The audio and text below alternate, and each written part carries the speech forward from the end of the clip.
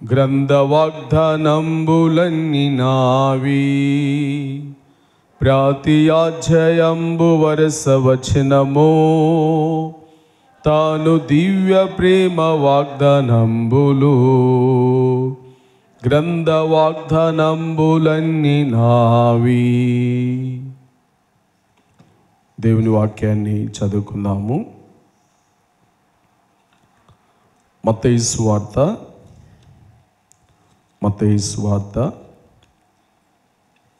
2వ అధ్యాయము. మత్తయి సువార్త 2వ అధ్యాయము 2వ అధ్యాయము మొదటి వచనం నుండి కొన్ని వచనాలు చదువుకుందాము. రాజైన హేరోదు దినమందు యూదా దేశపు బెత్లెహేములో యేసు పుట్టిన పిమ్మట, ఇదిగో తూర్పు దేశపు జ్ఞానులు యెరూషలేమునకు వచ్చి, యూదులు రాజుగా పుట్టినవాడు ఎక్కడున్నాడని తూర్పు దిక్కున మేము ఆయన నక్షత్రమును చూసి ఆయన పూజింపవచ్చితమని చెప్పిరి. హేరోదు రాజు ఈ సంగతి విన్నప్పుడు అతడు అతనితో కూడా యెరూషలేము అందరూ కలవరపడిరి. ప్రార్థన చేద్దాం. ప్రేమగల తండ్రి, పరిశుద్ధుడైన దేవా, మీ స్తోత్రాలు చెల్లిస్తూ ఉన్నాం. ఆరాధనలో నీ బిడ్డను నిలుపుకొని శ్రేష్టమైన సంగతులు ఆరాధనలో మా గమనానికి మీరు తీసుకొచ్చారు. ప్రభువా, మిమ్మల్ని ఆరాధించేదాని కొరకై, మిమ్మల్ని పూజించి ఘనపరిచేదాని కొరకు దేవా, మీరు సిద్ధపరిచిన మీ సన్నిధి సహవాసాన్ని బట్టి మిమ్మల్ని స్తుతిస్తూ ఉన్నాం. అలానే మా ప్రియ ప్రభువా, తిరిగి ఈ యొక్క మధ్యాహ్నం మరొకసారి మీ బల్లకు మేము సమీపించిన ఇంటునంగా మాతో మీరే మాట్లాడి మీరే మహిమ పొందండి. మీ వాక్యములో ఉన్న సత్యాలు మాకు నేర్పించమని ప్రార్థన చేస్తూ ఉన్నాం.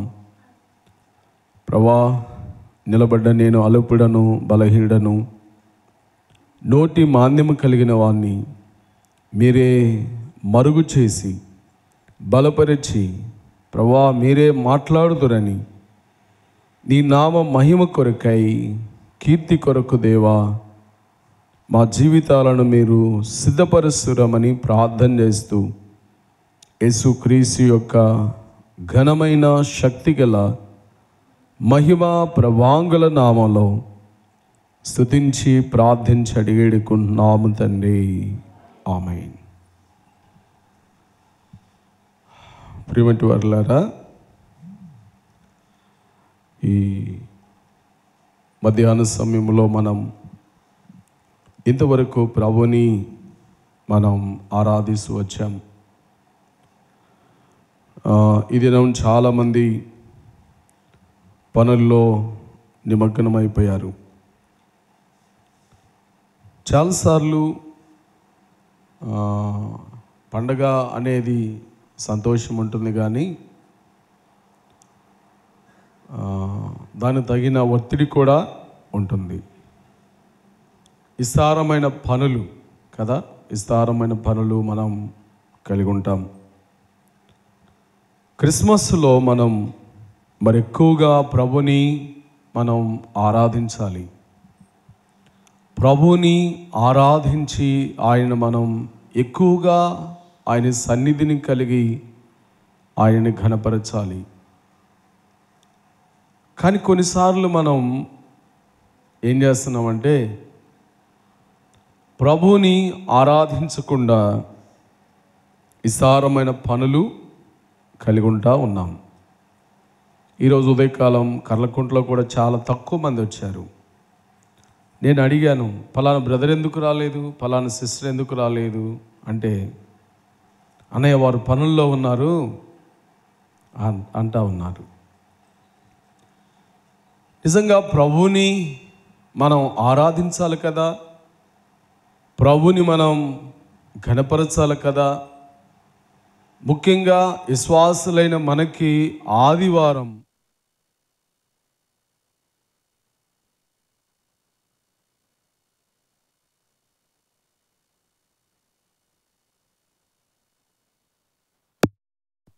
మనం ప్రభుని అత్యధికంగా ప్రభుని సేవించాలి. ప్రభు దినం ప్రభుని ఆరాధించి ఆయన శరీరంలో ఆయన రక్తంలో మనం పాలిభాగస్తులము కావాలి, పాలుపంపులు పొందాలి. కనుక చాలాసార్లు ప్రభు బలని ఆరాధన అనేది మనం దేవుని పిల్లలైన మనం దాన్ని నిర్లక్ష్యము చేయకూడదు. పనులుంటాయి, కష్టపడి పని చేసుకోవాలి, పనులుంటాయి. కానీ ముఖ్యంగా ఆదివారాన్ని మనం నిర్లక్ష్యము చేయకూడదు.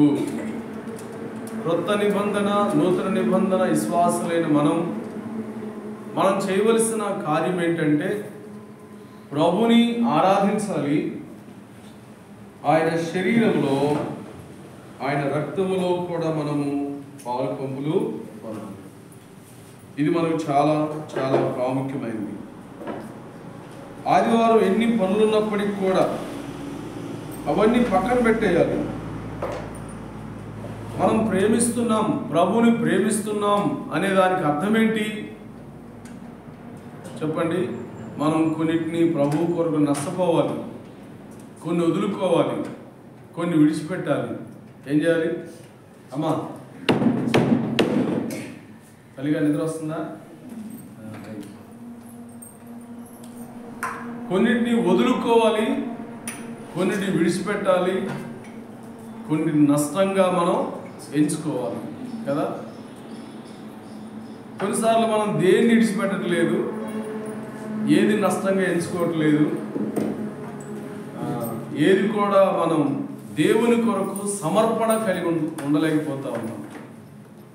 కానీ ఆరాధన బట్టి ప్రమాణం చేస్తాం. ప్రభువా, నువ్వు నా కొరకు సమర్పించుకున్నావయ్యా, నీ ప్రాణమే ఇచ్చావు ప్రభువా, నీ ప్రాణాన్ని నా కొరకు క్రయధనంగా చెల్లించావు ప్రభువా, దేవానికి చాలా వందనాలు అని చెప్తా ఉంటాం కదా. మంచిదే. కానీ ప్రభువు కొరకు మనం త్యాగం కలిగి ఉండాలి, ప్రభువు కొరకు మనం సమర్పణ కలిగి ఉండాలి. ముఖ్యంగా ఆదివారాన్ని మనం మిస్ చేసుకోకూడదు, పోగొట్టుకోకూడదు. పూర్వకాలంలో ఎలా ఉండేది వారి విశ్వాస భక్తి జీవితం అంటే, వాళ్ళ ఇంట్లో ఎవరైనా చనిపోయినా ఆరాధన మీరు చేసుకునేవాళ్ళు కాదంట. చూసారా? వారి ఇంట్లో ఎవరైనా చనిపోయినప్పటికీ కూడా ఆరాధన మీరు చేసుకోరంట. అంటే ముందు ఆరాధన చేసిన తర్వాత భూస్థాపన జరుగుతుంది. చెప్పండి, నిజంగా అలాంటి పరిస్థితి ఎలా ఉంటుంది చెప్పండి? ఈ పనులని అన్ని పక్కన పెట్టండి. ఎవరైనా ఒక వ్యక్తి చనిపోతే ఆ ఇంటిలో సంఘానికి వస్తున్నాం మనం, ఆ ఇంట్లో ఎవరైనా చనిపోయారు అనుకోండి, శవం ఉంది, అక్కడ చనిపోయిన బాడీ ఉంది, ఏం చేస్తాం చెప్పండి? మనమైతే అమ్మా తల్లిగా ఏం చేస్తాం? ఇక ఆడ కూర్చొని తీగ రాగాలు తీస్తూ ఉంటాం కదా. కొన్నిసార్లు భలే అనిపిస్తుంది, భలే నవ్వు అనిపిస్తుంది. బతుకున్నప్పుడేమో గొక్కిడ మంచిళ్ళు పోయారు, బ్రతికున్నప్పుడేమో అన్నం పెట్టరు, వస్త్రాలు ఇవ్వరు కదా. కొన్నిసార్లు ముసలోళ్ళు చనిపోయినప్పుడు చూడాలా, అసలు బతికున్నప్పుడు పట్టించుకోరు. ఏమా చచ్చిపోయిన రోజు ఏ తీగ రాగాలు తీస్తారో కదా. బతికున్నప్పుడు ప్రేమ లేదు, కానీ చనిపోయిన తర్వాత ప్రేమ పుట్టుకొచ్చి సోఖండాలు బట్టి ఏడుస్తారు కదా. అవునా కదా? ఏమో చెప్పండి. అరే, బ్రతికున్నప్పుడు వారిని ప్రేమతో చూసుకుంటే, వారికి కావలసినప్పుడు మందులు ఇస్తే, భోజనం పెడితే ఇంకొంతకాలం ఉండేవాళ్లే కదా, ఇంకొద్ది కాలం బ్రతికోళ్లే కదా. వారిని పట్టించుకోకుండా అలా చేస్తాం. అయితే వినండి, దేవుని పిల్లలైన మనం ఆరాధనకు మనం చాలా చాలా ప్రాముఖ్యత ఇవ్వాలి.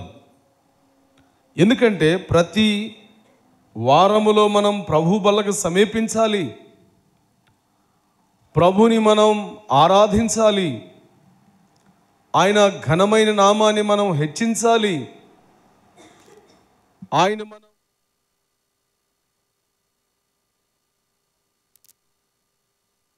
శ్రేష్టమైన నామాన్ని మనం ఘనపరచాలి, ఆయన మనం ఆరాధించాలి.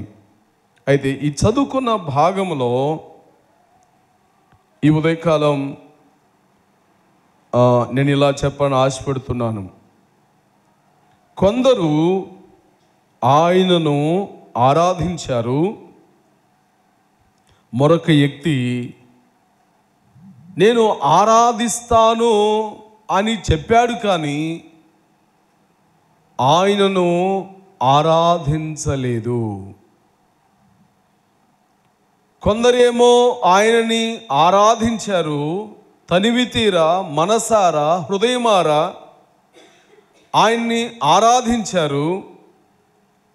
ఒక వ్యక్తి ఏమో ఆరాధన చేస్తాను అని చెప్పాడు కానీ ఆయన్ని ఆరాధించలేదు. మీకు అర్థమైందా? ఎవరు చెప్పండి? ఈ మత్తయి సువార్త 2వ అధ్యాయంలో కొందరు ఆయన్ని ఆరాధించారు, కొందరు ఆయనని ఆరాధించకుండా తునీకరించారు. లేక ఒక వ్యక్తి ఆరాధన చేస్తాను అన్నాడు కానీ ఆయన ప్రభుని తాను బ్రతికినంత కాలము ఆయన్ని ఆరాధించలేదు. ఎవరు చెప్పండి? రైట్. హేరోదు అనే ఒక రాజు ఇక్కడ మనకు కనబడుతున్నాడు. ఈ రాజైన హేరోదు దినమందు యూదా దేశములో బెత్లెహేములో యేసు ప్రభు పుట్టాడు. మనం పైన వచనంలో చదివాం కదా. రాజైన హేరోదు దినమందు యూదా దేశము బెత్లెహేములో యేసు పుట్టిన పిమ్మట ఇదిగో తూర్పు దేశపు జ్ఞానులు యెరూషలేముకి వచ్చిరి. ఈ తూర్పు దేశము యెరూషలేముకు చాలా దూరం, కొన్ని 100 కిలోమీటర్ల దూరం. కానీ యెరూషలేము యూదా లేక బెత్లెహేముకు చాలా దగ్గర. కొంతమంది ఏం చెప్తారంటే బెత్లెహేము నుండి యెరూషలేముకి చాలా దగ్గర, ఒక అరగంట ప్రయాణం లేక ఒక 40 నిమిషాల ప్రయాణమేనంట. కానీ జ్ఞానులైన వారు కొన్ని రోజులు ప్రయాణం చేశారు.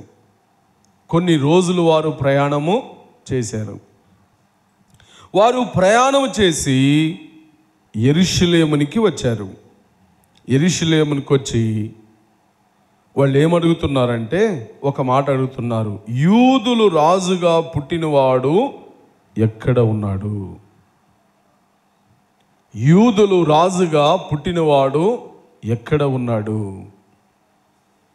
అంటే ఎక్కడికి పోయి అడుగుతున్నారు వీళ్ళు?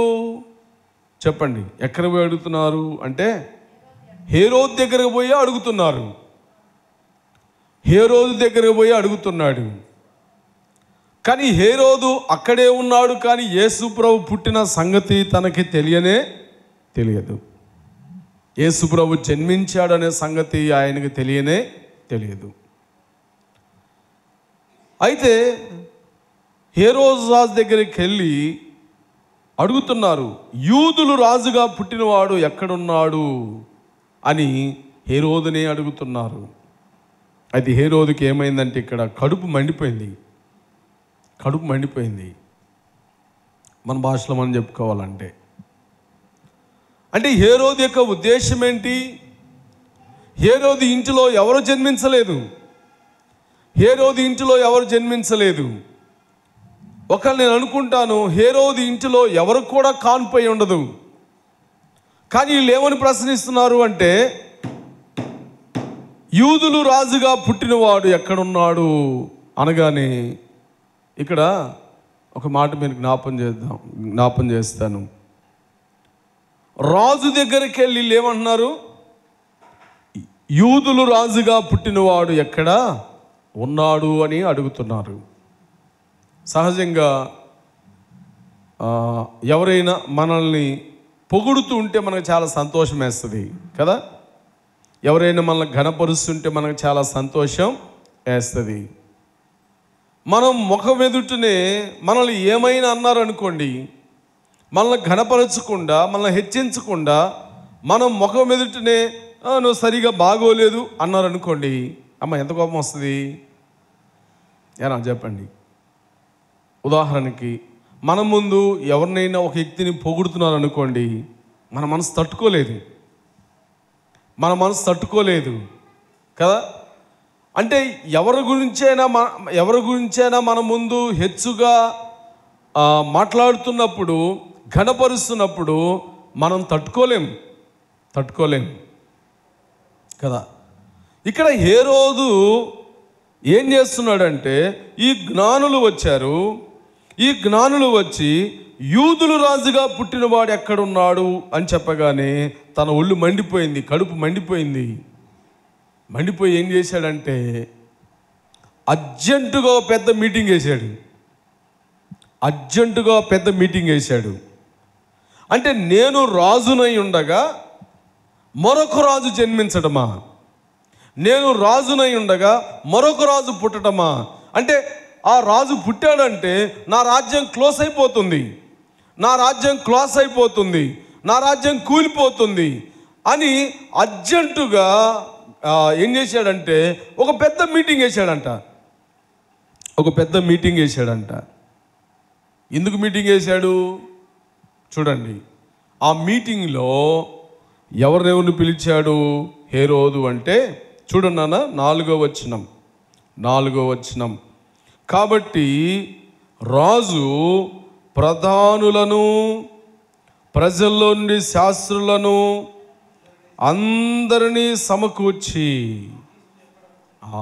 చూసారా ఎవరెవరిని సమకూర్చాడంట? చాలా త్వరగా, చాలా అర్జెంటుగా, అప్పటికప్పటికే ఈ హేరోదు రాజు ఏం చేశాడంటే పెద్ద మీటింగే ఏర్పరిచాడనమాట. అయితే ఈ మీటింగ్కి ఎవరెవరిని పిలిచాడు అంటే చూడండి. కాబట్టి రాజు ప్రధానులను, అధికారులను, ప్రజలందరిలో నుండి శాస్త్రులను అందరినీ సమకూర్చి,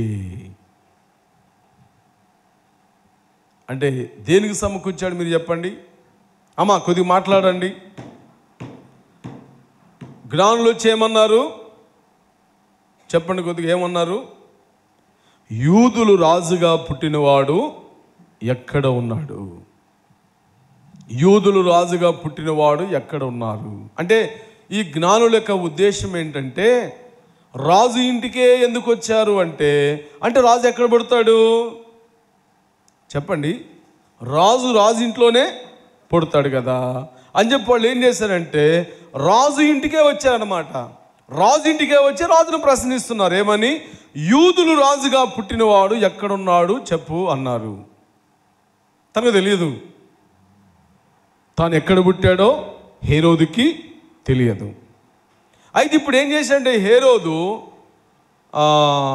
మనసులో దేశం అంటే ప్రేమతో సమకూర్చబడలేదు, ప్రేమతో మనుషులను సమకూర్చలేదు, ప్రేమతో మనుషులను, ప్రధానులను, అధికారులను, శాస్త్రుల్ని ప్రేమతో అరే తెలుసుకున్నారండి యేసు ఎక్కడ పుట్టాడంట అనే దానికోసం కాదు. అంటే నేను రాజు అయి ఉండగా ఏరే వ్యక్తి రాజుగా ఉండడానికి వీలు లేదు కనుక ఆయన్ని తెలుసుకోవాలి, ఎక్కడ పుట్టాడో తెలుసుకోవాలని చెప్పి అర్జెంటుగా మీటింగ్ వేసి ప్రధానులను, యాజకులను, శాస్త్రులను, ఇంకా లేఖనాలు ఎరిగిన వారందరినీ కూడా పిలిపించాడు. అర్థమవుతుందా? అంటే చరిత్ర గ్రంథాలు మనం చూస్తున్నప్పుడు యేసుక్రీస్తు ప్రభు యొక్క జన్మను గూర్చిన ప్రవచనాలు బైబిల్లో ఎన్నో ఉన్నాయి. ఆదికాండం మొదలుకొని మలాకి వరకు యేసుక్రీస్తు ప్రభువారిని గూర్చిన ప్రవచనాలు కోకొల్లలుగా ఉన్నాయి. ఆయన గూర్చి ఎన్నో ప్రవచనాలు ఉన్నాయి. ప్రవక్తలు ఆయన గూర్చి ప్రవచించారు. ఆయన జన్మ, ఆయన జీవితం, ఆయన బోధించే విధానం, ఆయన స్వస్థపరిచే కార్యాలు, ఆయన మరణించి తిరిగి లెగుస్తాడని, ఆరోహణమై వెళ్ళిపోతాడని యేసుక్రీస్తు ప్రభువాన్ని గురించి బైబిల్లో ఆదికాండము నుండి మలాకి వరకు ఎన్నో ప్రవచనాలు ఉన్నాయి ప్రభుని గురించిన సంగతులు. ఇంకో మాటలో చెప్పాలంటే ప్రపంచంలో ఎన్నో గ్రంథాలు ఉన్నాయి. ఉన్నాయా లేవా చెప్పండి. ప్రపంచంలో ఎన్నో గ్రంథాలు ఉన్నాయి. ఖురాన్ ఉంది, భగవద్గీత ఉంది, రామాయణం ఉంది, గీత ఉంది. అంటే ప్రపంచంలో ఎన్నో గ్రంథాలు ఉన్నాయి. వినండి, ప్రతి గ్రంథాల్లో కూడా క్రీస్తు ప్రభువుని గూర్చిన ప్రవచనాలు ఉన్నాయి. ప్రతి గ్రంథములో కూడా, ప్రపంచంలో ఉన్న ప్రతి గ్రంథములో కూడా క్రీస్తు ప్రభువుని వారిని గూర్చిన సంగతులు రాయబడి ఉన్నాయి. అయితే ఇక్కడ గమనించండి, ఈ హేరోదు ఏం చేశాడంటే ప్రధానులు పిలిపించాడు, యాజకులను పిలిపించాడు, ప్రజల్లో నుండి శాస్త్రులందరినీ పిలిపించాడు, సమకూర్చి యేసు ఎక్కడ పుట్టాడో తెలుసుకోవడానికి ఇతడు ప్రయత్నము చేశాడు. అప్పుడు ఏం చేశారంటే ప్రధానులు వచ్చారు, శాస్త్రులు వచ్చారు, అధికారులు వచ్చారు, యాజకులు వచ్చారు. వచ్చి లేఖనాలను పరిశోధించగా వాక్యాన్ని పరిశోధించగా వారికి అర్థమైంది ఏంటంటే యూదా దేశపు బెత్లెహేములో ఆయన జన్మిస్తాడు. యూదా దేశపు బెత్లెహేములో ఆయన జన్మిస్తాడని కొన్ని వందల సంవత్సరాల క్రితమే ఆయన గూర్చిన ప్రవచనాలు ఉన్నవి. కొన్ని వందల సంవత్సరాల క్రితమే ప్రవచనాలు ఉన్నాయి. యెషయా యేసు ప్రభువారు పుట్టక మునిపే 700 సంవత్సరాల క్రితమే ప్రవచించాడు. ఏమని అంటే, ఇదిగో కన్య గర్భవతి కుమారుని కనను. ఏదంట? కన్య గర్భవతి కుమారుని కనను, ఆయనకు ఇమానియేలు అనే పేరు పెట్టబడను. ఆయన ఆశ్చర్యకరుడు, ఆలోచనకర్త, బలవంతుడైన దేవుడు, నిత్యుడగు తండ్రి, సమాధానకర్త, అధిపతి అని ఆయనకు పేరు పెట్టబడెను. ఇలా అనేకమైన ప్రవక్తలందరూ కూడా క్రీస్తు ప్రభు యొక్క జన్మను గూర్చి, మరణ పునరుత్థానాన్ని గూర్చి ఎన్నో ప్రవచనాలు ఉన్నాయి. అయితే ఇక్కడ క్రీస్తు ఎక్కడ జన్మిస్తాడు అంటే యూదా దేశపు బెత్లెహేము. అయితే ఇక్కడ మనం కొంచెం ఆగి ఏం ఆలోచించాలంటే, యేసు ప్రభువారు యూదా దేశపు బెత్లెహేము ఆ కాలములో ఎన్నికలేనిది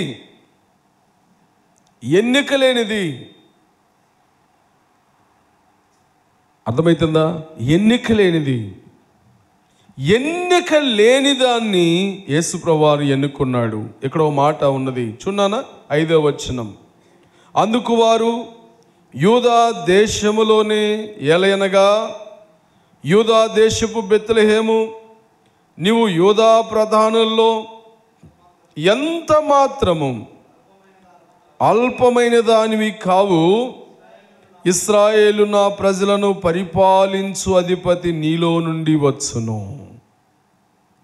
అంటే ఆ కాలములో ఈ బెత్లెహేము అనేది ఒక చిన్న కుగ్రామం, ఒక చిన్న గ్రామం. అది ఎన్నికలేనిది. ఎవరు దాని గురించి ఆలోచించరు. ఎవరైనా ఆలోచించాలంటే యెరూషలేముని గురించి ఆలోచించాలా. యెరూషలేము ఇశ్రాయేలుకి రాజధాని ఇప్పుడు. అయితే వినండి, ఎవరైనా ఆలోచించాలంటే పెద్ద పెద్ద పట్టణాల గురించి ఆలోచిస్తారు. చెప్పండి, కొన్నిసార్లు మనం జన్మించిన దాన్ని గురించి చాలాసార్లు మనం అతిశయపడతా ఉంటాం. ఎవరైనా గుంటూరులో పుట్టారనుకోండి, గుంటూరులో పుట్టిన వాళ్ళు ఏం చెప్తారు? అయ్యా ఎక్కడ పుట్టినావా నువ్వు అంటే, నేను గుంటూరులో పుట్టాను తెలుసా నీకు, నేను విజయవాడలో పుట్టాను నీకు తెలుసా, నేను హైదరాబాద్లో పుట్టాను నీకు తెలుసా, నేను బెంగళూరులో పుట్టాను నీకు తెలుసా అంటే కొన్నిసార్లు మనం జన్మించిన పట్టణాలు ఖ్యాతి కలిగినవి అయితే మనం వాటిని ఏం చెప్తాం? చాలా ఇలువుగా, చాలా ఘనముగా మనం చెప్తాం. ఒకళ్ళు ఎక్కడో చిన్న పల్లెటూరుల్లో అది జ్ఞాపకానికి కూడా రాదు, ఆ జ్ఞాపకానికి రాని ఊరిని చెప్తామా? బ్రదర్ మీరు ఎక్కడ పుట్టారు అంటే, ఏదో ఎక్కడ పుట్టాలండి అని చెప్తాం కదా. ఆ కాలములో వినండి, యూదా దేశము లేక బెత్లెహేము అనేది ఒక చిన్న గ్రామం, ఒక ఎన్నిక లేని గ్రామం. అక్కడ చిన్న చిన్న పూరిళ్ళు ఉంటాయేమో, చిన్న చిన్న నివాసాలు ఉంటాయేమో. మనం లేఖనాల్లో చూస్తున్నప్పుడు యేసు ప్రభువారు జన్మించడానికి, ఆయన రాజు కదా, కానీ ఆయన ఏమెన్నుకున్నాడు? ఒక ఎన్నిక లేని గ్రామాన్ని ఎన్నుకున్నాడు కదా. మీరు లేఖనాల్లో వాక్యాన్ని మనం చూస్తున్నప్పుడు యేసు ప్రభు ప్రయాణం చేయడానికి ఏమెన్నుకున్నాడు? ఆయన ఓ చిన్న దోణె. యేసు ప్రభు వారు యెరూషలేము వీధుల్లో ఊరేగడానికి ఆయన ఏమెన్నుకున్నాడు? ఓ చిన్న గాడిద పిల్ల. ఆయన జన్మించడానికి ఎక్కడ జన్మించాడు? ఆయన సత్రములో. బైబిల్లో ఏముందంటే, సత్రములో స్థలము లేనందున ఆయన పశువుల పాకలో పరుండబెట్టెను. చెప్పండి, ఆయన జన్మించిన స్థలము కూడా సత్రం. సత్రం. మీరు ఎప్పుడైనా అడుక్కునేవారిని అడగండి, మీ ఇల్లు ఎక్కడ బ్రదర్, ఎక్కడ నిద్రపోతారు అంటే ఏం చెప్తారు వాళ్ళు? ఏం చెప్తారు? రైల్వే స్టేషన్, లేక బస్ స్టాప్, లేకపోతే సత్రం. అడుక్కునేవారు ఎక్కడ ఉంటారు? ఏదో చెట్టు కింద, లేక బస్ స్టాపులో, లేక సత్రములో కదా. యేసుప్రభు వారు ఎంతగా తను తగ్గించుకున్నాడు. ఆయన ఎలా జన్మించాడు? లేకపోతే ఆయన జన్మించినప్పుడు ఈ జ్ఞానులు పలికిన మాట ఏంటంటే, యూదులు రాజుగా పుట్టినవాడు ఎక్కడున్నాడు? యూదులు రాజుగా పుట్టినవాడు ఎక్కడున్నాడు?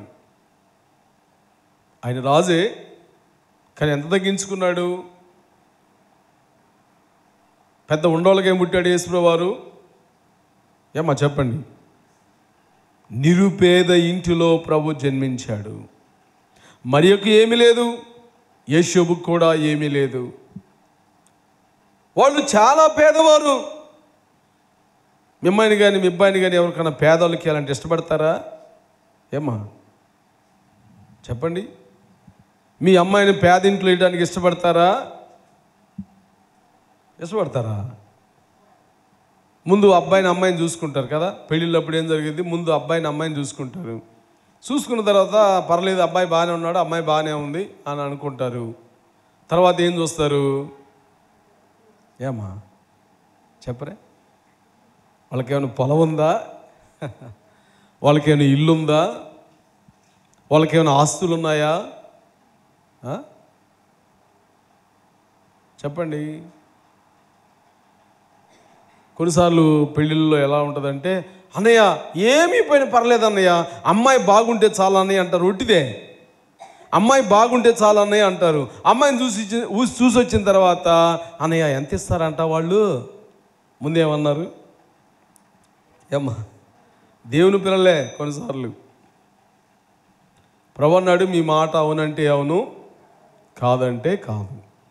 ముందే ఏం అక్కర్లేదన్నయ్య, అమ్మాయి బాగుంటే చాలు అన్నయ్య, కట్నం లేకపోయినా పర్లేదు అన్నయ్య అని అంటారు. ముందు అమ్మాయిని చూసి వచ్చిన తర్వాత అన్న ఏమి ఇస్తారంట వాళ్ళు? ఏమైనా పెడతారంటవా?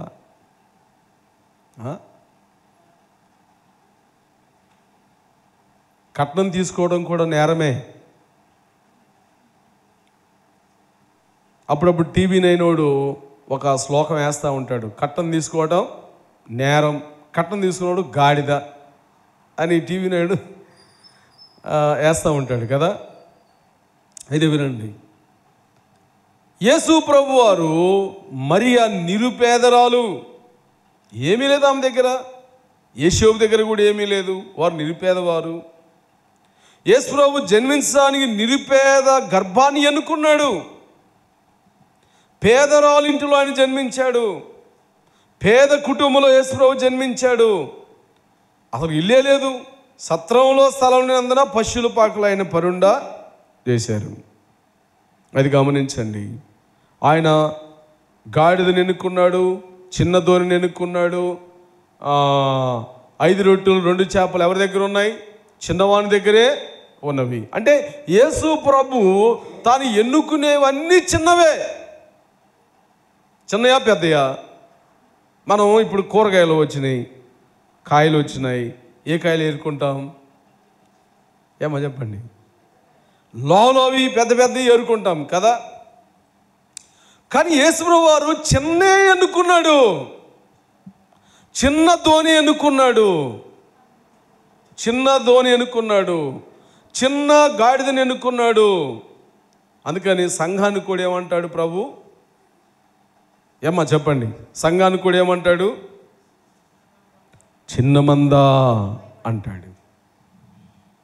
చిన్న మంద, నువ్వు భయపడకు అంటాడు. అంటే దేవుడు అన్నీ చిన్న చిన్నవి అనుకుంటున్నాడు, చిన్న చిన్నవి అనుకుంటున్నాడు, ఎన్నికలేని అనుకుంటున్నాడు. లేఖనాల్లో మనం చూస్తే మనల్ని ఎన్నుకున్నది మనం గొప్పవారమని కాదు. అందుకని కొరింథీ రాసిన పత్రికలో ఏమన్నాడు చూడానా? కొరింథీ రాసిన పత్రికలో యేసు ప్రభు వారు ఎన్నుకున్న విధానము మనకు కనబడుతూ ఉంది. మనల్ని దేవుడు ఎలా ఎన్నుకున్నాడు అంటే, మనం మంచివారమని దేవుడు మనల్ని ఎన్నుకోలేదు. మంచివారమని దేవుడు మనల్ని ఎన్నుకోలేదు. కానీ ఏ రీతిగా ఉంటే ఎన్నుకున్నాడంట చూడండి. మొదటి కొరింథీ పత్రిక 1 అధ్యాయము 29వ వచనం. దేవుని ఎదుట అసహ్యింపుకున్నట్లుగా జ్ఞానులను సిగ్గుపరచుటకు లోకములో ఎర్రివారిని దేవుడు ఏర్పరచుకున్నాడు. బలవంతులైన వారిని సిగ్గుపరచుటకు లోకములో బలహీనమైన వారిని దేవుడు ఏర్పరచుకున్నాడు. ఎన్నికలేని వ్యర్థము చేయుటకు లోకములో నీచులైన వారిని, తునీకరింపబడిన వారిని దేవుడు ఏర్పరచుకున్నాడు. అర్థమైందా? నిన్ను నన్ను ఎలా దేవుడు ఏర్పరచుకున్నాడు? ఏమై ఉండగా దేవుడు మనల్ని ఏర్పరచుకున్నాడంటే, మనం తునీకరించబడిన వారం, నెట్టివేయబడిన వారం, త్రోసివేయబడిన వారం, విసర్జించబడిన వారం కదా. మనం గనులమని, గొప్పవారమని, అవసరం కలిగిన వారమని దేవుడు మనల్ని ఎన్నుకోలేదు. దేవుని యొక్క ఉద్దేశం, దేవుని యొక్క ప్రణాళిక చూడండి. ఆయన చిన్న మందను ఏర్పరచుకున్నాడు. చిన్న మంద భయపడొద్దు అన్నాడు. ఆయన చిన్న ధోని ఎక్కాను అంటే, ఆయన ప్రయాణం చేయడానికి చిన్న ధోని ఎక్కాను. ఆయన ప్రయాణం చేయడానికి ఒక చిన్న గాడిద పిల్లను ఎన్నుకున్నాడు. ఆయన జన్మించడానికి ఒక చిన్న కుగ్రామం బెత్లెహేము అనేది ఒక చిన్న కుగ్రామం. బెత్లెహేము ఎన్నికలేనిది ఆయన ఎన్నుకున్నాడు. 5,000 మంది ప్రజల ఆహారాన్ని తీర్చడానికి ఒక చిన్న బిడ్డ దగ్గర 5 రొట్టెలు 2 చేపలను ఎన్నుకున్నాడు. అర్థమవుతుందా అయ్యా? అర్థమవుతుందా? యూదా దేశము, నువ్వు ఎంత మాత్రం అల్పమైన దానివి కావు. అంటే ఒకప్పుడు యేసుప్రభువారు జన్మించక మునుపు ఆ యూదా బెత్లెహేమునకు వచ్చి చాలా తక్కువ అభిప్రాయం ఉండేది కదా. అది ఎన్నికైంది కాదన్నమాట. అయితే ఇక్కడ అంటాడు, నీ ప్రజలను ఏలడానికి నీలో నుండి అధిపతి వచ్చును. చూనన్నమాట. మత్తయి సువార్త 2వ అధ్యాయం 5వ వచనం. నీవు యూదా ప్రధానులో ఎంత మాత్రము అల్పమైన దానివి కావు, ఇశ్రాయేలును నా ప్రజలను పరిపాలించు అధిపతి నీలో నుండి వచ్చును అని ప్రవక్తల ద్వారా రాయబడినది. అంతటా హేరోదుకు ఆ జ్ఞానులు చెప్పారు. అంటే ప్రధానులను, అధికారులను వారు వచ్చి లేఖనాలను పరిశోధించి ఏం చెప్పారు? యూదా బెత్లెహేములో క్రీస్తు ప్రభు జన్మించాడు. యూదా బెత్లెహేములో క్రీస్తు ప్రభు జన్మించాడు అని ఆ ప్రధానులు, అధికారులు లేఖనాలను పరిశీలించి యేసు ప్రభువారిని గూర్చిన సంగతులు జ్ఞానులకు తెలపగా ఈ జ్ఞానులు ఆయన్ని ఆరాధించడానికి వెళ్తున్నారు. అయితే ఇక్కడ ఒక మాటను చూడండి. జ్ఞానులు వచ్చి హేరోదును అడిగారు, యూదులు రాజుగా పుట్టినవాడు ఎక్కడున్నాడని చెప్పి అడిగారు. అడిగినప్పుడు అక్కడ ఏమైందంట? పైన వచ్చి మనం చూసాం కదా, వారు సంతోషించకుండా వారిలో కలవరము పుట్టెను. యేసు ప్రభు జన్మించినందుకు హేరోదు ఇంటిలో, హేరోదు యొక్క సమాజంలో ఆయన జన్మించాడనే సంగతి తెలిసినప్పుడు ఏం పుట్టిందంట? వారి మధ్య కలవరం, భయము, కలవరం పుట్టింది. ఏంటి కలవరం అంటే, నేను రాజుగా ఉండగా మరొక రాజు జన్మించటమా? అక్కడ కలవరం పుట్టింది. అయితే హేరోదు ఏం చేశాడంటే లోపలేమో ఒకటున్నది, బయటికి మరొకటి మాట్లాడుతున్నాడు. అర్థమైతుందా? లోపలేమో ఒకటి ఉంది, బయటికి ఏమో మరొకటి మాట్లాడుతున్నాడు. ఏం మాట్లాడు చూడండి. మీకు అర్థమవుతుందా?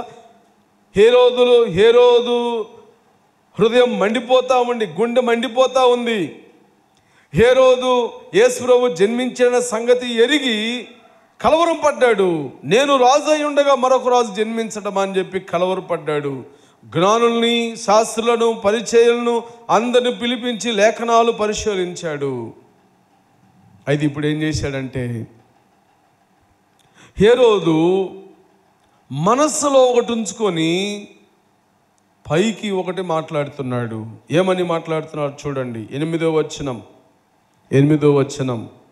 మీరు వెళ్ళి ఆ శిశు విషయమై జాగ్రత్తగా విచారించి తెలుసుకొనగానే ఏమన్నాడు? నేను వచ్చి ఆయనను పూజించెదను, నాకు వర్తమానం తెలుపుడని చెప్పాను.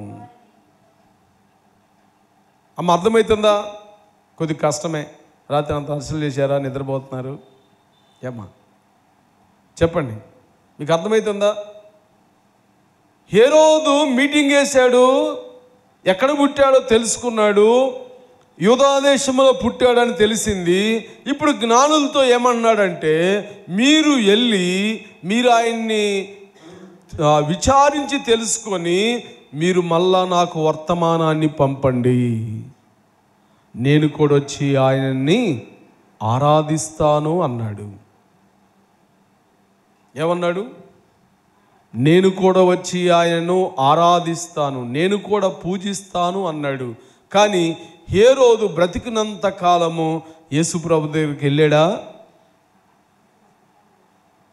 చెప్పండి, యేసు ప్రభు దగ్గరికి వెళ్ళాడా? వెళ్ళలేదు. వెళ్ళకుండా ఏం చెప్తున్నాడు అంటే, ఇంకా ఏం చేశాడో తెలుసా? యేసు ప్రభుని పూజిస్తానని చెప్పినాయినా లూకాసు వార్తలో మనం చూస్తాం. ఏం చూస్తాం తెలుసా? 2 సంవత్సరాలు లోపులున్న పిల్లలందరినీ కూడా చంపమని చెప్పాడు. అంటే హేరోదు ఎలాంటి మనసు కలిగి ఉన్నాడు అంటే, పైకేమో ఒకటి మాట్లాడుతున్నాడు, లోపలేమో మరొక భావం ఉంది. అంటే ఇంకొక హేరోదు వచ్చాడు. అంటే తర్వాత హేరోదు చనిపోయాడు, మరొక హేరోదు వచ్చాడు. మరొక హేరోదు వచ్చినప్పుడు యేసు ప్రభు ఇలా అన్నాడు, ఆ నక్కతో ఇలాగు చెప్పుడి అన్నాడు. ఎవరంట? యేసు ప్రభు అద్భుతాలు చేస్తున్నాడు, ఆశ్చర్యకార్యాలు చేస్తూ ఉన్నాడు. అయితే వినండి, యేసు ప్రభువుని హేరోదు అడిగినప్పుడు యేసు ప్రభు హేరోదుని ఏమని సంబోధించాడంటే, ఆ నక్కతో ఇలాగూ చెప్పుడి, ఆ నక్కతో ఇలాగూ చెప్పుడి అన్నాడు. అంటే ఇలా ఏమనిపిస్తుందంటే, యేసు ప్రభు ఉన్న కాలంలో హేరోదు చనిపోయాడు, ఆ తర్వాత ఇంకొక హేరోదు ఎక్కాడు. అంటే హేరోదుకున్నవారు మనస్సు ఎలా ఉంది అంటే నక్కతో సమానం అన్నాడు. ఆ నక్కతో ఇలాగూ చెప్పండి అన్నాడు. అంటే నక్క అంటే మీకు ఏం జ్ఞాపకం వచ్చింది? నక్క అంటే ఏమి జ్ఞాపకం వచ్చింది? నక్క అంటే జిత్తులు మారిదని అర్థం. నక్క జిత్తులు మారిది అంటారు కదా. ఎలా జిత్తులు మారింది? ఓసారంట నక్క నీళ్లు తాగడానికి వెళ్ళిందంట రేవుకి నీరు తాగడానికి వెళ్తే ఆ రేవులో ముసుళ్ళు ఉన్నాయంట, ముసుళ్ళు. నక్క నీళ్లు తాగుతూ ఉందంట. నక్క నీళ్లు తాగుతుంటే ఈ నక్క కాలు ముసిలి వచ్చి పట్టుకుందంట, ఇట్లా పట్టుకుందంట, కాలు పట్టుకుందంట. నక్క చిత్తులు మారిది కదా. నక్క అందంట, ఓ ముసలి బావా, ఏంటి నువ్వు నా కాలు పట్టుకోబోయి తుంగ గరికను పట్టుకున్నావేంది అందంట. అనగానే ఏం చేసిందంట, ముసలి ఓయమ్మా అలానా అని నక్క కాలు వదిలిపెట్టిందంట. నక్కలు వదిలిపెట్టగలిగిన నక్క హుప్పున దూకి తన ప్రాణాన్ని కాపాడుకుందంట. అర్థమవుతుందా? అంటే నక్క చాలా జిత్తులు మారిది అన్నమాట. అర్థమైందా? హేరోదు కూడా చాలా జిత్తులు మారాయన అన్నమాట. అందుకని యేసు ఏమన్నాడు, ఆ నక్కతో ఇలాగ చెప్పండి అన్నాడు. యేసు ప్రభు జన్మించిన కాలంలో ఒక హేరోదు ఉన్నాడు. ఈ హేరోదు ఏమన్నాడంటే, చెప్పండి, నేను వెళ్ళి ఆయనను కూడా నేను పూజిస్తాను, నేను ఆయన్ను కూడా పూజిస్తాను, మీరు వెళ్ళి ఏమన్నాడు, ఆ సమాచారం నాకు వచ్చి చెప్పండి అన్నాడు.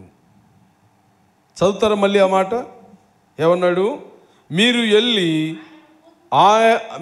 వెళ్ళి ఆ శిశువు విషయమై జాగ్రత్తగా విచారించి తెలుసుకొనగానే నేను వచ్చి ఆయనను పూజించినట్లుగా నాకు వర్తమానం తెండని చెప్పాను. వారి బెత్లెహేమునకు పంపెను.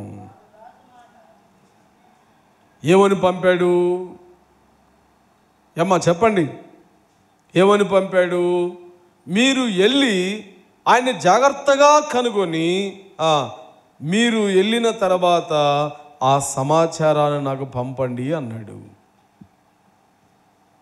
కానీ దేవుడు అద్భుతంగా ఏం చేశాడు అంటే, జ్ఞానులు వచ్చిన మార్గమును వెళ్ళకుండా ఏదో ఒక మార్గానికి దేవుడు వారిని పంపించాడు. వచ్చిన మార్గం వెళ్ళకుండా జ్ఞానుల్ని ఏరొక మార్గానికి పంపించాడు. ఇక్కడ మనం ఆత్మీయ పాఠం నేర్చుకోవాలి. అదేంటంటే, మనము దేవుని సన్నిధికి వచ్చిన మన మార్గాలన్నీ కూడా మార్చుకోవాలి. ఒకప్పుడు మనం వేరు మార్గాల్లో ఉన్నాం, వేరు మార్గాల్లో ప్రయాణం చేస్తున్నాం. అయితే యేసు ప్రభు దగ్గరికి జ్ఞానులు వచ్చిన తర్వాత వచ్చిన మార్గము గుండా వారు వెళ్ళలేదు, కానీ చెప్పండి, ఏరొక మార్గం గుండా వారు ప్రయాణం చేశారు. ఇక్కడ గంభీరమైన సత్యాన్ని మనం నేర్చుకోవాలి. మనము దేవుని సన్నిధికి వస్తున్న మన మార్గాలు మార్చుకోవాలి.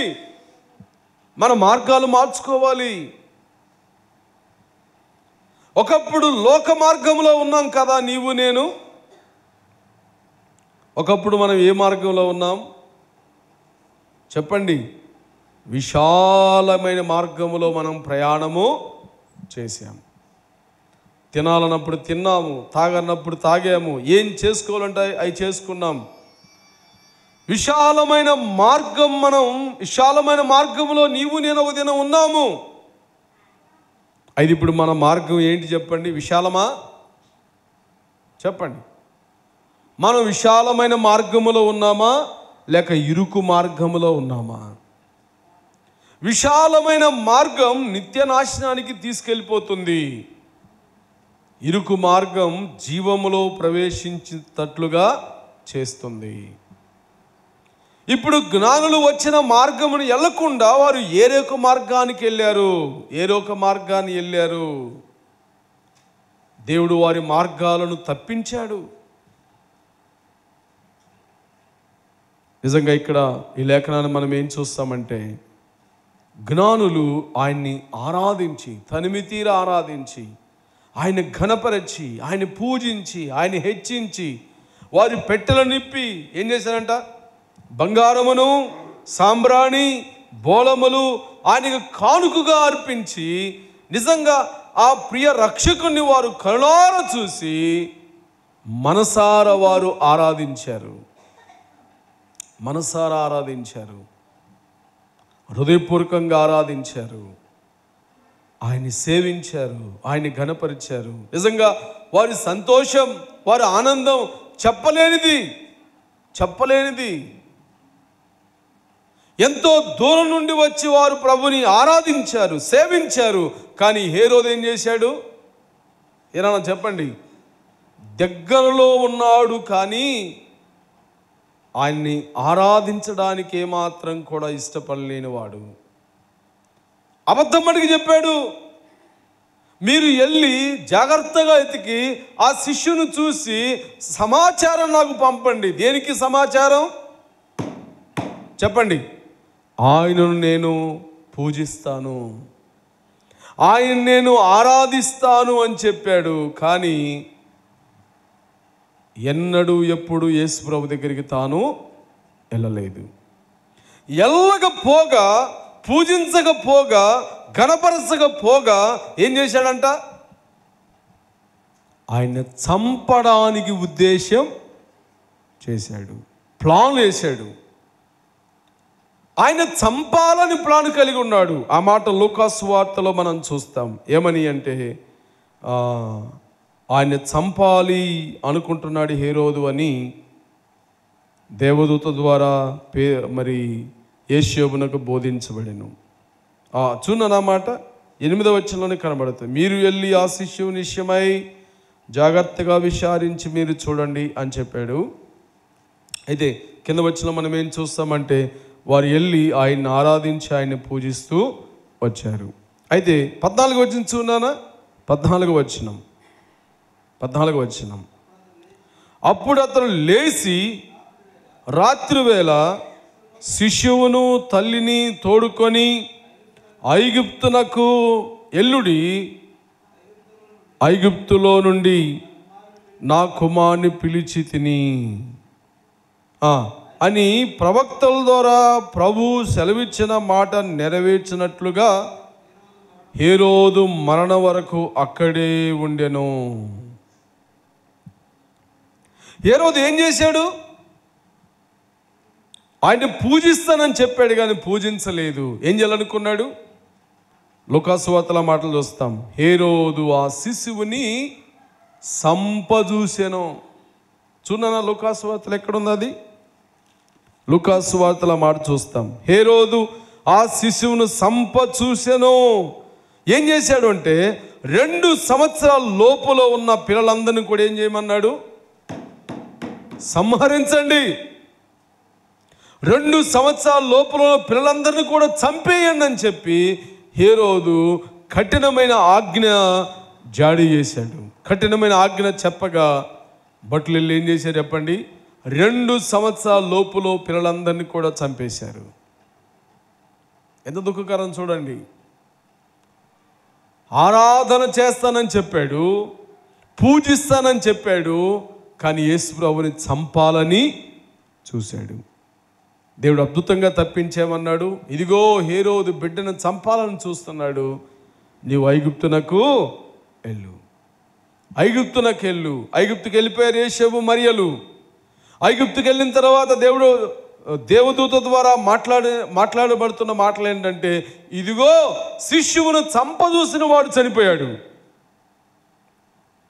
శిష్యువును చంపదూసిన వాడు చనిపోయాడు. అర్థమైందా? హేరోదు చనిపోయాడు. హేరోదు చనిపోయాడు. ఆరాధించకుండానే చనిపోయాడు. ప్రభుని ఘనపరచకుండానే చనిపోయాడు. నేను ప్రారంభంలో చెప్పాను, కొందరు ఆయన్ని ఆరాధించారు, జ్ఞానులు ఆయన్ని ఆరాధించారు. ఆరాధిస్తానని చెప్పిన ఆయన హేరోదు ఆయన్ని ఆరాధించకుండా అలానే మిగిలిపోయి అతడు మరణానికి చేరువైపోయాడు. మరణానికి చేరువైపోయాడు. యేసు ప్రభుని నిర్మూలన చేయాలనుకున్నాడు, కానీ తానే నిర్మూలన చేయబడ్డాడు. అందుకని బైబిల్ ఒక మాట ఉంది, ఆయనకి వ్యతిరేకముగా నిలబడిన చెప్పండి, ఆయనకి వ్యతిరేకం నిలబడిన ఏ ఆయుధము వర్ధిల్లదు. ఏ ఆయుధం వర్ధిల్లదు. ఆయనకి ఎవరు వ్యతిరేకమవుతారో వాళ్ళు నిలబడలేరు.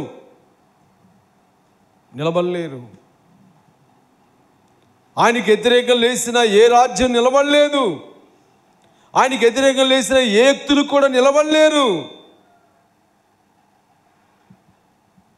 నేటి దినం క్రైస్తవుల మీద ఎంతో తిరుగుబాటు జరుగుతూ ఉంది. దేవుని పిల్లలైన వారి మీద ఎంతో తిరుగుబాటు జరుగుతుంది. దేవుని నామం మీద ఎంతో తిరుగుబాటు జరుగుతుంది. దేవుని పిల్లల మీద ఎంతో తిరుగుబాటు జరుగుతుంది. చెప్పండి, మనుషుడితో పోరాడి జయించేవాడు ఉంటాడు, కానీ దేవునితో పోరాడి జయించగలిగిన వాడు ఉన్నారా భూమి మీద? చెప్పండి. మనుషులతో జయించి గెలిచిన వారు ఉన్నారు, కానీ దేవునితో ఏ మనుషుడైనా పోరాడి జయించలేడు. దేవుని మీద ఏ మనుషుడు పోరాడలేడు. హేరోదు ప్రభుని చంపాలనుకున్నాడు, కానీ ఏమైడమ్మా? హేరోదే చనిపోయాడు.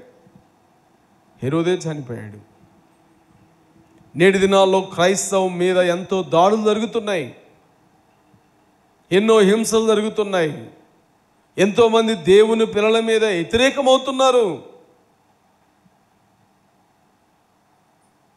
కానీ దేవుడు తగిన సమయమందు ఆయన తన కృపను మన ఎలా చూపుతాడు. ఏ రోజు ఆరాధిస్తానని చెప్పాడు, కానీ తాను ఆరాధించడానికి ఏమాత్రం ఇష్టపడలేదు. కొన్నిసార్లు కొంతమంది అన్నయ్య వస్తామన్నయ్య అంటారు, కానీ వారు రారు. వారు దేవుని సంకల్పంలో లేరు అని అర్థం చేసుకోవాలి మనం.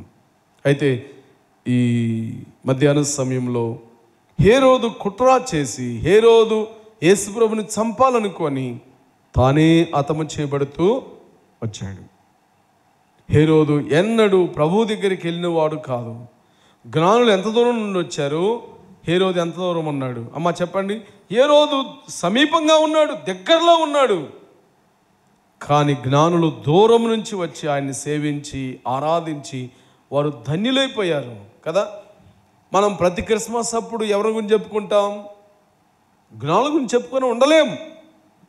క్రిస్మస్ ముందు కానీ క్రిస్మస్ వెనక కానీ జ్ఞానుల గురించి మాట్లాడకుండా ఉండలేం. కారణం, వారు హృదయపూర్వకంగా ప్రభుని ఆరాధించారు. వారి తమ పెట్టెలనిప్పి బంగారమును సాంబ్రాణి బోలము ఆయనకు కానుకలుగా సమర్పించి ఆయనను ఆరాధించారు. కానీ అన్ని కలిగి ఉన్న హేరోదు ప్రభుని ఆరాధించకుండా ఆయన్నే సంహరించాలని చూశాడు. ఆయనే సంహరించబడ్డాడు. హేరోదు చనిపోయాడు. సోదరులారా, సహోదరులారా, ఈ ఉదయకాలం ప్రభుని ఆరాధించి సేవించే బిడ్డలుగా ఉన్నామా, లేక తిరుగుబాటు చేసే వ్యక్తులుగా ఉన్నామా? దేవుని మీద, దేవుని ప్రజల మీద తిరుగుబాటు చేస్తున్నామా? కనుక ఈ మధ్యాహ్న సమయం నీవు నేను ఆయన్ని ఆరాధించే బిడలుగా ఉండాలి. హేరోదు వలె మనస్సులో ఒకటి బయటికి ఒకటి మాట్లాడే వ్యక్తులుగా మనం ఉండకూడదు. రక్షించబడిన నీవు నేను ఆయన కొరకై మనం నమ్మకముగా కొనసాగాలి. యథార్థ జీవితం కలిగి నమ్మకముగా ఆయన మనం సేవించాలి. నమ్మకముగా ఆయన కొరకు బ్రతకాలి. హేరోదు వలె కాక జ్ఞాను వలె మన జీవితాలు సమర్పించుకోవాలి కదా. జ్ఞానులు ఏం చేశారు? బంగారము, బోళము, సాంబ్రాణ్యానికి కానుకలుగా ఇచ్చారు. మన జీవితాన్ని దేవునికి కానుకగా ఇవ్వాలి. ఆమె అర్థమైందా? రోమాపత్రిక 12వ అధ్యాయం చెప్తున్న మాట ఏంటంటే, సజీవయాగముగా చెప్పండి, సజీవయాగముగా మిమ్మల్ని మీరే దేవునికి సమర్పించుకోండి. ఇట్టి సేవ దేవునికి యుక్తమైనది అన్నాడు. మన జీవితాలను దేవునికి సమర్పించుకోవాలి. ఆపాదమస్తకం ప్రభా నీకు నేను అర్పిస్తున్నానయ్యా. మన జీవితాలు దేవుని కొరకు సమర్పించుకోవాలి. కొన్నిసార్లు మనం సమర్పించుకున్నట్లే కనబడతాం కానీ సమర్పించుకోము కదా. దేవునికి మన జీవితాలు ఇచ్చేస్తున్నట్లే కనబడతాం కానీ సంపూర్ణంగా మన జీవితాన్ని దేవునికి ఇవ్వట్లేదు. కానీ మన జీవితాలు, మన కుటుంబాలు దీవెనకరంగా ఉండాలి అంటే, మనము ఆశీర్వాదకరమైన రీతిగా మనం ఉండాలి అంటే ఏం చేయాలి? జ్ఞానువలే మన జీవితాలు దేవునికి సమర్పించుకోవాలి. పౌలు వలె, యుక్తుల వలె, లేఖనాలున్న భక్తుల వలె మన జీవితాలు సమర్పించుకొని ఆయన కొరకై మనం నమ్మకంగా జీవిద్దాం. అదే నిజమైన క్రిస్మస్. మన జీవితాలు సంపూర్ణంగా దేవునికి అప్పగించుకోవడమే నిజమైన క్రిస్మస్ కదా. జక్క ఇంటిలో నిజమైన క్రిస్మస్ కలిగిందంట. ఎందుకని? ఏమా? తన్ను తాను అప్పగించుకున్నాడు. తనకు కలిగి ఉన్న ఆస్తి అంతా బీదలకు పంచిపెట్టేశాడు. అర్థమైందా? బీదలకు పంచిపెట్టాడు. ఎవరి దగ్గర అన్యాయంగా తీసుకున్నాడు వానికి 4 గంతలుగా చెల్లించాడు. జక్క దగ్గర ఏమి లేదు. జక్కయ్య తన జీవితాన్ని సమర్పించుకున్నాడు. తనకు కలిగి ఉన్న ఆస్తి అంతా సమర్పించుకున్నాడు. అందుకని జక్క ఇంటిలో గొప్ప సంతోషం, గొప్ప రక్షణ. యేసు మాట చెప్పాడు కదా, నేడు ఈ ఇంటికి ఏం చెప్పండి? రక్షణ కలిగను. నేడు ఇంటికి రక్షణ కలిగను. జక్కయ్య తన్ను తాను అప్పగించుకున్నాడు. సోదరులారా, సహోదరులారా, దేవునికి కావాల్సింది ఎవరంటే అప్పగించుకునే వాళ్ళు కావాలి. అప్పగించుకుని కావాలి. హేరోదు లాంటి వారు కాదు. హేరోదు ఏమన్నాడు? కపటేశాన్ని నటించాడు. నేను కూడా ఆయన్ని వచ్చి పూజిస్తాను అన్నాడు. నేను కూడా వచ్చి ఆయన ఆరాధిస్తానని చెప్పాడు. కానీ ఎన్నడూ యేసుప్రభు దగ్గర రాలేదు. రాకపోగా యేసుప్రభు ప్రాణం తీయాలని చూశాడు. చూసిన వ్యక్తి ఏమయ్యాడు? తానే ప్రాణాన్ని కోల్పోయాడు. అందుకని బైబిల్ ఒక మంచి మాట ఉంది, గలతీ రాసిన పత్రికలో, మనుష్యుడు చెప్పండి, మనుష్యుడు ఏమిత్తునో ఆ పంటే కోయను. మోసపోకుడి. మనుష్యుడు ఏమెత్తుతాడో అదే పంటని కోస్తాడని దైవ గ్రంథం చెప్తా ఉంది. కనుక మన జీవితాలు ఆయనకు సమర్పించుకొని మరొకసారి మన జీవితాలు ఆయనకు అప్పగించుకొని ఆయన కొరకు నమ్మకంగా జీవిద్దాం. అట్టి కృప ప్రియ ప్రభు మనకి అనుగ్రహించునుగాక. ఆమేన్. ప్రభు బలకు సమీపిద్దాం. మన జీవితాలు మనం పరీక్షించుకొని, ప్రభువా, జ్ఞానులు ఎలా మిమ్మల్ని సేవించారో అలా సేవించే కృప నాకు ఇవ్వండి. హేరోదు సేవిస్తానని చెప్పాడు, కానీ హేరోదు హృదయంలో నీకు చోటు ఇవ్వలేదయ్యా. హేరోదు ప్రాణాన్ని కోల్పోయాడు. హేరోదు బయట కూడా మాట్లాడుతున్నాడు, లోపల ఒకటి చేశాడు. అలాంటి జీవితం ఎన్నడూ నా జీవితంలో లేకుండా నాకు సహాయం చేయి ప్రభువా. నిన్ను ఘనపరిచే గొప్ప భాగ్యాన్ని ఇవ్వండి, నిన్ను ఆరాధించే గొప్ప ధన్యత నాకు ఇవ్వండి అని చెప్పి మన హృదయాలు దేవుని వాక్య వెలుగులో పరీక్షించుకొని పరిశీలించుకొని యోగ్యమైన రీతిగా మనం ప్రభు బలకి సమీపిద్దాం.